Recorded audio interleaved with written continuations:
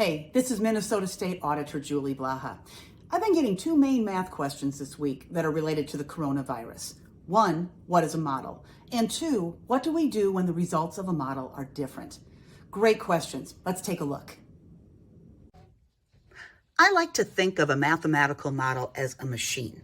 This machine turns data into projections. Let's start by looking at the inner workings of our model. Models are built of things like formulas and parameters, different assumptions, some corrections. Basically, these gears take the data and to turn it into something more usable, more understandable for making decisions. Okay, back to our machine. To get our machine rolling, of course, we start with the data. Now, the more specific the data, the more specific the projection from the model will be. The wider the data, the more comprehensive the projection will be. Basically, the better the data, the better the result.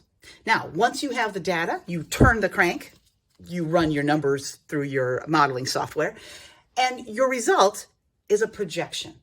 Now, some people call this a prediction, and that's not inaccurate, but that word worries me because it can send the idea that this result is a sure bet. Well, one thing a model is not is a crystal ball.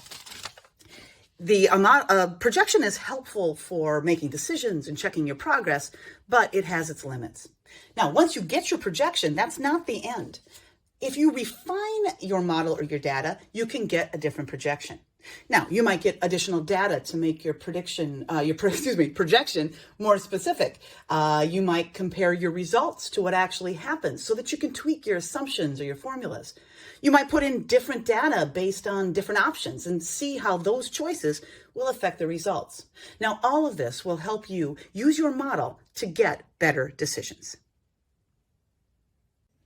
Now let's take a look at two different models of how the coronavirus may affect Minnesota. Let's start with the model developed by the University of Minnesota for the Minnesota Department of Health. What I love about this model is that it's built on data very specific to Minnesota. It's also built on relatively conservative assumptions. It's very honest about how many resources we have and just how contagious the virus might be. Another thing I like is that MDH used it to compare different scenarios. They ran the model first with data based on doing nothing different, just living our lives like we normally do. Then they ran the model again using data that showed us using the stay-at-home measures we're doing now. What that showed was that our actions could move out the peak of infection further in time so we could build up our healthcare systems to be ready. Now, the federal government's using a different model. This one comes from the Institute for Health Metrics and Evaluation, and it's built a little differently. It has less specific information about Minnesotans, but the key difference is it builds its numbers off of the number of people who've died from the virus. Now, that statistic is extremely accurate, but those numbers are smaller than infection estimates. So while it's really accurate, it's limited and doesn't take everything into account.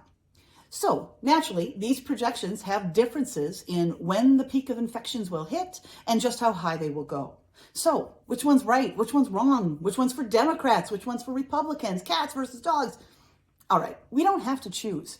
I'm going to echo Governor Walz here. The reality may be somewhere in the middle. Both show a peak. Both show that that peak is above our system's current capacity. So what does that mean? They both suggest we should stay home. They both suggest we need to keep working to support our healthcare professionals and get them more resources. They both show that we have to support people and businesses making sacrifices. So what's next? Well, the results are going to change over time, and that's good. That will help us check our progress and make future decisions, which means we're going to have some humility.